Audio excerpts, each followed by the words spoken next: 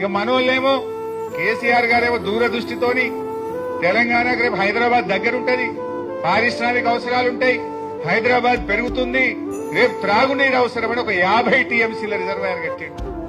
నిజానికి నేను ఆ జిల్లా మంత్రిని, నేను 1-2 సార్లు మాట్లాడినా, సార్ ల్యాండ్ ఎక్విజిషన్ బాగా ఇబ్బంది అవుతుంది, రైతులతో ప్రెజర్ వస్తుందంటే వారు ఒక మాట అన్నారు, హరీష్ కొద్దిమంది కుటుంబాలు నష్టపోతాయేమో, ఇప్పుడు కొద్దిగా కష్టమైతదేమో, కానీ రేపటి లక్షల వేల కుటుంబాలు బతుకుతాయి, రేపటి తెలంగాణకు ఇది జీవధార అవుతుంది, మల్ల గట్టలేము, కష్టమైనా సరే రేపు మనం రాజకీయాలు శాశ్వతం కాదు, ప్రజలు శాశ్వతం, నీళ్లు శాశ్వతం, ఇది హైదరాబాద్ దగ్గరగా ఉంది, 50 టీఎంసీల రిజర్వాయర్ కట్టాలని చెప్పి పట్టుబట్టి ఆయన గారు ఆ రిజర్వాయర్ ని కట్టించారు.